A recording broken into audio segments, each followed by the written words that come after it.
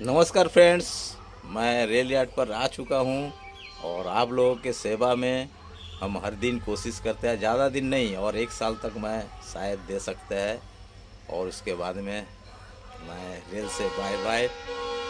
शायद आप लोगों का पास में मैं अमर हो सकता है, पता नहीं आप लोग मुझे प्यार देंगे कि नहीं। अगर देंगे तो मेरा वीडियो से अगर उपकार होते हैं तो कमेंट बॉक्स में ज़रूर कमेंट देंगे और हमको भी मेरे भी हौसला बढ़ाते रहिए। रिटायरमेंट सामने है और रिटायर होने के बाद में हो सकता मैं आप लोगों को हेल्प कर सकूं। इस तरीके कुछ आप लोग इंतज़ाम कर सकते हैं, अगर चाहे तो मैं भी कुछ कर सकते हैं। तो चलिए फ्रेंड्स, मैं बीके दत्ता, मेरा YouTube channel railway mechanical info में आप सभी का स्वागत है। आप लोग इस चैनल पर नए हो तो चैनल को जल्द से सब्सक्राइब करिए, क्योंकि मैं अभी एक वीडियो अपलोड करने वाला है और आप लोग देखिए, सीखिए, काम कीजिए। तो मैं अभी ये जो एलएचबी ट्रेन है, ये एलएचबी ट्रेन का ऊपर में शेड्यूल आप लोग जानते हैं कि आईसीएफ का शेड्यूल था जो 6 महीना 9 आईओएच पीओएच इसमें भी है। तो इसमें खाली थोड़ा वर्सन चेंज हुआ और कुछ नहीं। तो इनका जो है D1 D2 D3 S1 SS1 S2 S3, तो मैं इसी को आपको बताएंगे कि ये जो शेड्यूल होते हैं, एक तो ट्रिप शेड्यूल D1 मतलब ट्रिप शेड्यूल, और ट्रिप शेड्यूल में क्या क्या होता है मैं बताएंगे।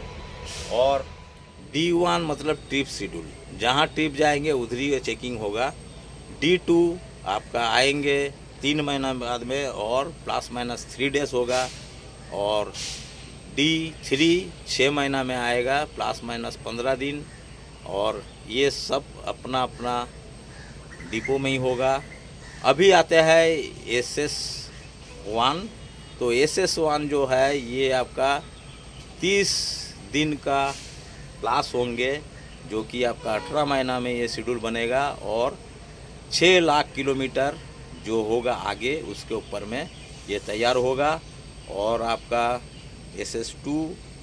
SS1 अपना शेड में बनता है, जो शेड का गाड़ी होता है वो अपना सिकलाइन का उधरी वो काम होता है। SS2 शॉप में होगा, जो कि आपका 36 महीना में और 12 लाख kmph में किलोमीटर जो आगे कवरेज होगा उसमें होगा। और आपका 72 महीना में आपका SS3 होगा। ये दोनों शेड्यूल 2 और 3 आपका शॉप में होगा। और SS3 में आपका 24 लाख किलोमीटर और या तो 72 महीना जो आगे होगा उसी में ये शेड्यूल तैयार होगा। तो आप लोगों को शेड्यूल समझ में आ गया। तो हम कोशिश करते हैं D1 में क्या हो देखते हैं। तो चलिए घूम के देखते हैं। और एक बार बोल रहे हैं कि चैनल पे अगर नया हो तो चैनल को जल्द से सब्सक्राइब करिए। इस तरीके की वीडियो आप लोगों को बहुत फ़ायदेमंद आप लोगों को काम में लगे। D1 शेड्यूल में हमको क्या देखना ज़रूरी है, हमको बोगी फ्रेम जो है इसमें मुझे विजुअली देखना है कहीं क्रैक है नहीं है। उसके बाद में भी साथ में बोल्स्टर का जो पार्ट है ये सब देखना है कि इसमें कहीं आपका क्रैक या तो कोरोशन नहीं हुआ। और ये जो क्रॉस बीम दिख रहा है, ये जो लॉन्जिट्यूडिनल बार, इसमें भी कोई आपका कोरोशन या तो क्रैक या तो कुछ मिल रहा है कि नहीं। इसके बाद में मुझे देखना होगा कि ये जो सपोर्टिंग डिवाइस जो है आपका, ये जो ब्रैकेट दिया हुआ है ये आपका बोस्टर का कीबोर्ड का, और ये टैक्सन का जो फ्रेम है, ये जो सपोर्टिंग सिस्टम है, इस सपोर्टिंग सिस्टम में विजुअली देखना होगा कहीं क्रैक है या तो कुछ एंटी रोल बार का जो फ्रॉक है, ये एंटी रोल बार ये सब का क्रैक और कुछ कोरोशन इस तरीक़ा के देखना पड़ेगा। और ये जो डैम्पर का जो जगह है सपोर्टिंग सिस्टम जहाँ लगा है, ये सब का मुझे देखना पड़ेगा कि क्रैक है कि नहीं है। इसी सब डैम्पर का, पोस्टर का जो आपका सपोर्टिंग असेंबली है, ये सब आपको अच्छा से चेक करना पड़ेगा कहीं आपका डैमेज हुआ कि नहीं हुआ, कहीं कोरोशन हुआ या तो क्रैक या तो ब्रोकन कंडीशन। देखेंगे प्रेशर में आपको चला के कहीं लीक है कि नहीं, और जो ब्रेक असेंबली है उसको देखना पड़ेगा आपको अच्छा से। जैसे कि आप लोग जानते हैं कि हैंड ब्रेक केबल जो काम करता है फ्लेक्सिबल, वो ठीक से काम कर रहे हैं, उसका असेंबली वो आपको जनरल कार में जनरली मिलता है। हैंड ब्रेक को घुमा के आपको ठीक से ऑपरेट करना, उसमें कोई जगह में आपको विजुअली देखना पड़ेगा कि कोई ब्रेक ब्रोकन या तो कुछ फिटिंग्स में कुछ प्रॉब्लम है कि नहीं, प्रॉपर काम कर रहा कि नहीं, और इसी तरीक़ा के आपको चेक करना पड़ेगा। ये हैंड ब्रेक आपको इन जनरली आपको SLR में मिलता है। देखना पड़ेगा कि ये जो ब्रेक कैलिपर यूनिट है ब्रेक सिस्टम में, ये जो सपोर्टिंग डिवाइस उसका जो लगा हुआ है, सपोर्ट जो लगा है क्रॉसबी में, ये सब में विजुअली क्रैक या ब्रोकन या कुछ डैमेज हुआ कि नहीं। और आपको ब्रेक सिलेंडर को भी चेक करना पड़ता है, जो कि ब्रेक सिलेंडर लगा होता है, ये सब आपको इक्विपमेंट। इसके बाद में आपको न्यूमेटिक सिस्टम के लिए जो भी पाइपलाइन है, सभी ये जो डंप हब से लेकर सब कुछ आपको देखना पड़ेगा। पाइपलाइन में कोई डैमेज या तो लीक हो रहा कि नहीं, कनेक्शन में कुछ प्रॉब्लम हो। पैसेंजर एमिनिटीज़ के लिए आपका हर कोच में जो अंदर में एक जगह में आपका चेन पुल का बॉक्स रहता है, उसको आपको ठीक से देखना पड़ेगा। और उसका जो भाल्व होता है, जो चेन पुल करने के बाद में 19 mm चोक होल, वो आपका उस पोर्शन में दिख रहा है, उसको भी ऑपरेशन ठीक है कि नहीं, या तो उसमें कुछ डैमेज या तो लीकेज हो रहा है कि नहीं ठीक से। ये जो एयर होस होता है, इसका डैमेज या तो इसका जितना भी पाइपलाइन है सभी को आपको देखना पड़ेगा कि कहीं से कोई ब्रोकन या तो कुछ डैमेज हुआ कि नहीं है। इसको भी आपको ट्रिप शेड्यूल में देखना है, और ब्रेक ठीक से काम कर रहा है कि नहीं ये भी देखना। इसके लिए आपको देखना होगा हर डिस्क को कि ये डिस्क में कोई डैमेज या तो कुछ क्रैक है कि नहीं। आपको अच्छा से इसको देखकर इसको छोड़ना पड़ेगा। आपको देखना पड़ेगा कि एक्सेल बॉक्स का कुछ जैसे कि इक्विपमेंट इसमें है, इसका इक्विपमेंट ठीक है कि नहीं।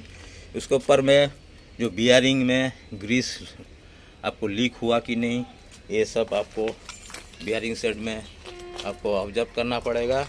और आपको हर एक्सेल बॉक्स कवर को, जैसे कि ये है प्लेन, सबको देखना पड़ेगा।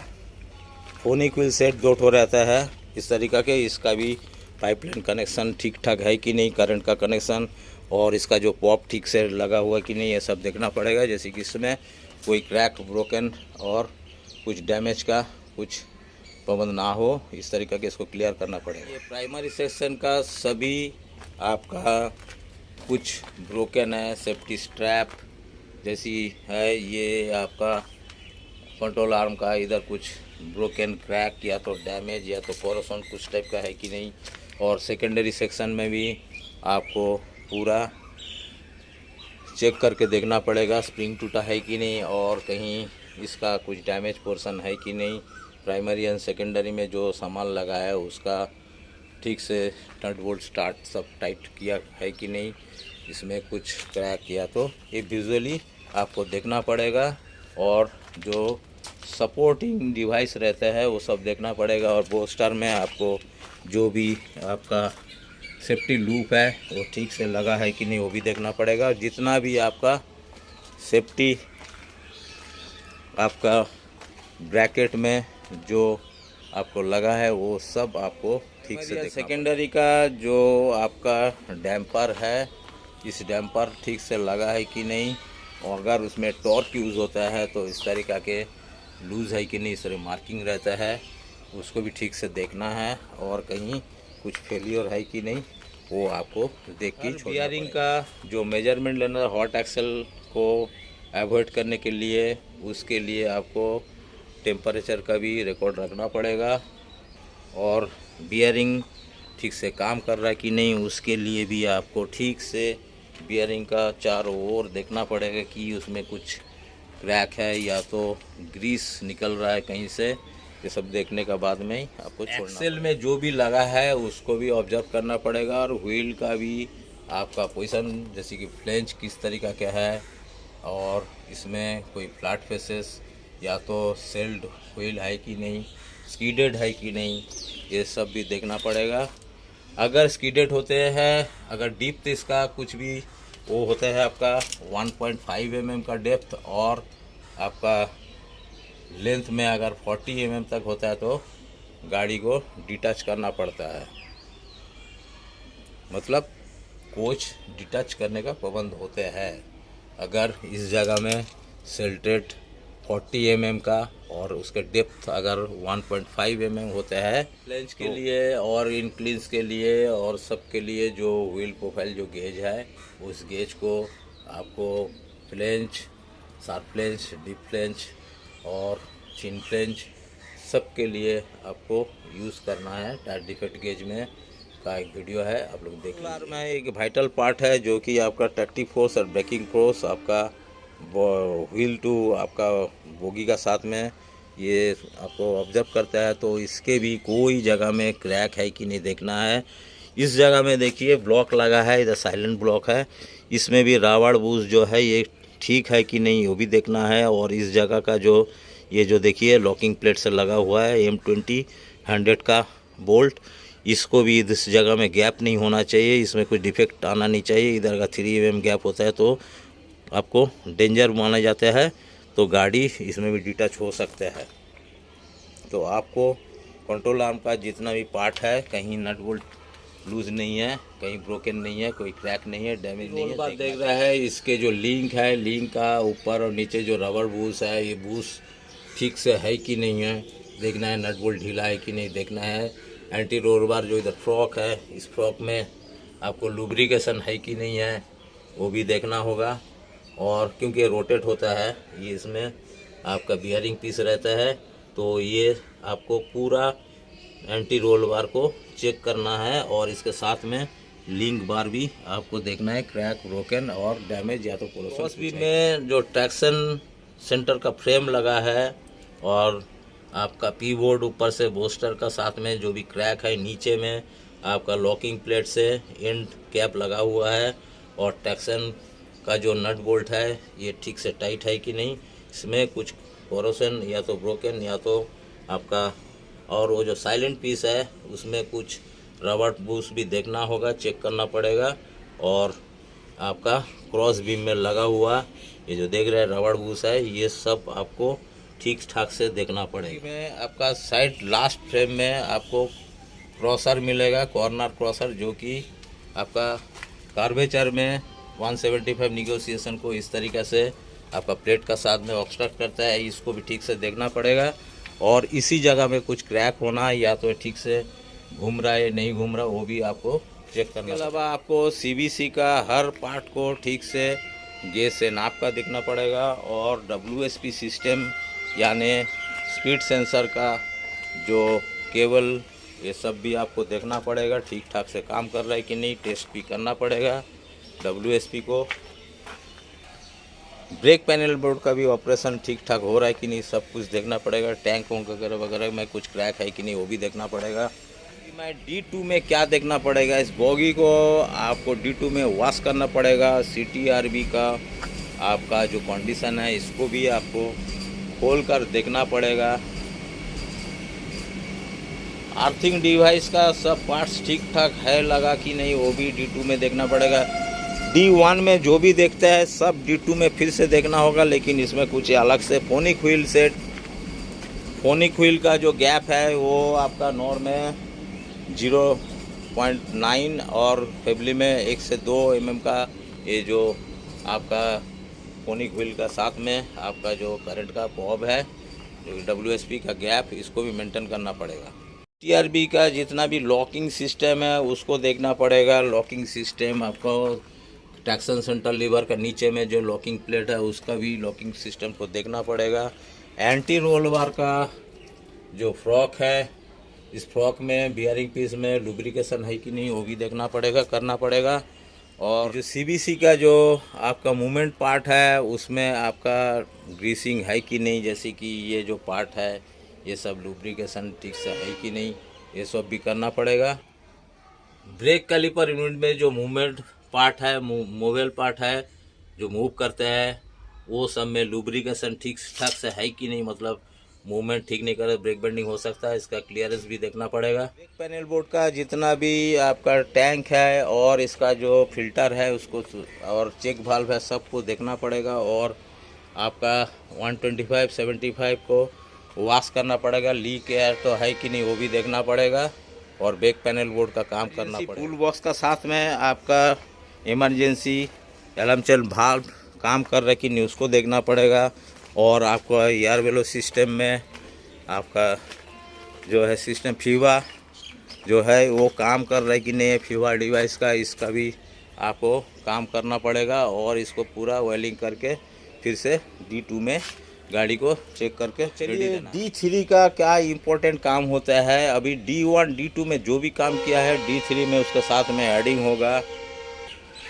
ये जो स्पीड सेंसर का जो केबल है, इस केबल का जो गैप होता है फोनिक व्हील के साथ में, और फोनिक व्हील को खोल के चेक करना होगा कि उसमें M8 आपका 2035 का नट बोल्ट ठीक से लगा है कि नहीं, लॉकिंग प्लेट ये सब देखकर इसको गैप नॉर का होगा तो 0.9 आपका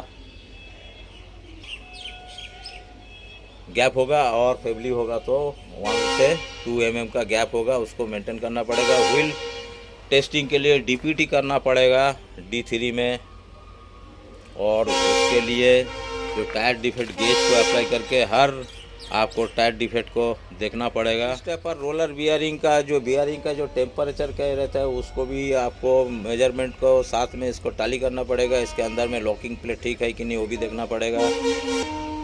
बियरिंग का पीछे में कुछ लूज़ आपको ग्रीस लूज़ हो रहा है कि नहीं वो देखना पड़ेगा। बियरिंग का पूरा आपको पर्टिकुलर रिकॉर्ड करने के बाद में आर्थिंग डिवाइस में जो रिंग वायरनर रहता है उसमें आपको M835 का नट बोल्ट ठीक से खोल के लगाना पड़ेगा, और फोनिक व्हील में M825 का और 21 Nm से आपको टाइट देना पड़ेगा। ये सब आपको ठीक ठाक से करना है, नहीं तो क्योंकि D3 आपका बहुत वाइटल पार्ट होता है, बहुत दिन गाड़ी चलने के बाद में बहुत सारा डिस्टर्ब होता है, तो इसको आपको ठीक ठाक से नया लगाना। WSP का स्पीड सेंसर केबल ठीक से लगाना है, और उसके बाद में जो भी लाइन आपका WSP का सिस्टम होता है उसका जो मदरबोर्ड है या तो आपका के रिलेटेड जो कि प्रेशर स्विच है, ये सब को आपको देखना पड़ेगा। ये सब काम आपको करना ही होगा, नहीं तो और इसका रिकॉर्ड भी रखना पड़ेगा। डाम वाल्व ठीक से काम करने के लिए ब्रेक के लिए ये सब भी आपको काम। चलिए फ्रेंड्स, मैं इस तरीके से आप लोगों को समझाने का कोशिश किया कि एक LHB कोच में माने शेड्यूल में क्या क्या होता है। तो SS1 SS2 जो है ये सब में ऑल चेंज होता है वो शॉप लेवल में। मैं D1 D2 G3 में जो भी वाइटल पार्ट हो जो सेट में देखते हैं उनके बारे में मोटा मोटी आप लोगों को आगाह किया है, तो शायद आप लोग हो सकता है कि समझ पाए होंगे। तो चलिए नेक्स्ट वीडियो के लिए इंतज़ार करिए। चैनल पर ना तो चैनल को जैसे सब्सक्राइब करिए, बेल आइकन बिल्कुल ना दबाने भूलिए।